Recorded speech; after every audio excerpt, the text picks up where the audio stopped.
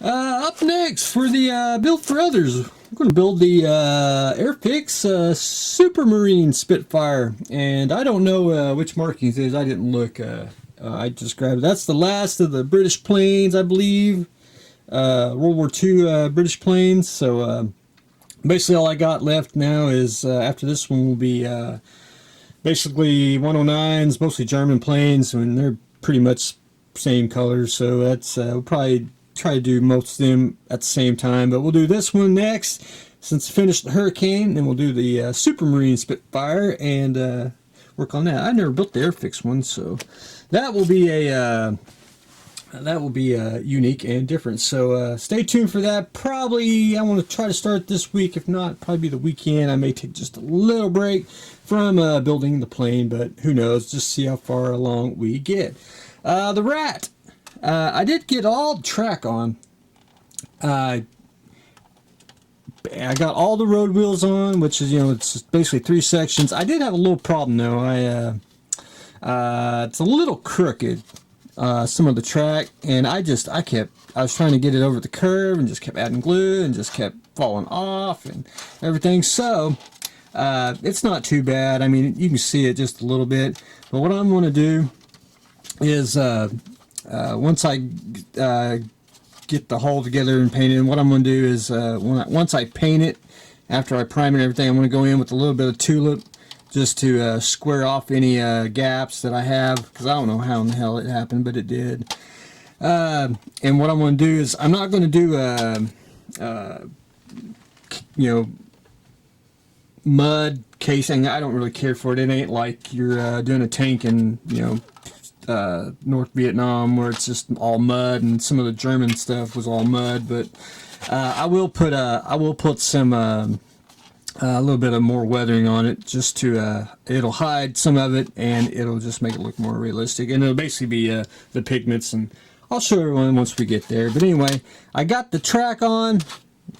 I got to put some more glue on because I basically just tacked it on there, and once I get it really secured, then I'll clamp it down like so, and we'll be good to go.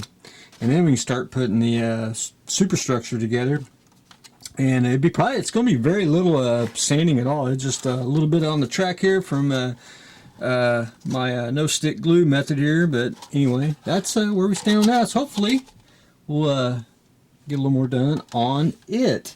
The decal car. I do apologize. I only got one decal on, and I did get this one on, and I'm letting the solution do its magic. I got to add a little more solution right through here just to get over the corners of the hood, and then I got to go in and of course I got to change up on the blade, get it sharp, and then I got to start trimming some decal. You can see where it's haven't been trimmed off yet. I do apologize for that, but I got to get some more on, but I got to clean up my decal mess. I already got the petty car done out of the way, and I gotta get a little more room, and because I got the decal car decals on this side, petty car decals on that side, and I just gotta clean up, and I gotta move some paint bottles and put stuff up and have a little more room so I can be more efficient.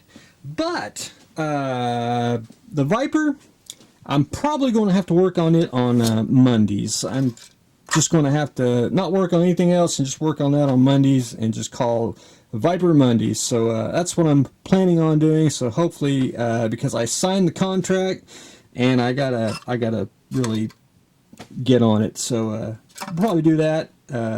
Probably starting tomorrow. But up next for the Build for Others, we are going to build a 1/9 scale Kettenkrad. This is the old Eshy kit, and this is a very old Eshy kit because it's got the big E with the little banner, and it's not even that's just an old model. But anyway, we're going to build this, and I started this today, and I basically it's a pretty decent kit, really. I did get one I want to say idler sprocket on, and it's actually 2 pieces, but you do get, if you can see it there, a piece of metal spring that fits in there. And it fits through the sprocket. I guess it's supposed to be tension. I don't know. I haven't glued nothing. I basically trying to figure out. I'm pretty sure that's supposed to be tension on it. But I follow the instructions the way it is. But anyway, I'll get them all on, and I'll mirror the other side. And once I see how that all works out, then I'll just probably put a drop of glue right through there, and we'll be good to go. I have never built a well, I built a Kettenkrad. I've built a 35th one. I built a 48, but I've never built a 1/9. So we're gonna this is going to be unique because I have never done that, and we're going to basically paint it the, I call it tiger yellow, that yellow color. It's going to be that, basically with a winter whitewash on it. I'll show a picture of that later on, so once we get into the painting. But anyway, we're going to start the Kettenkrad. Shipping. I wanted to show everyone this. I'm going to ship the petty car. My standard way of shipping, and I've done this a long time, is I actually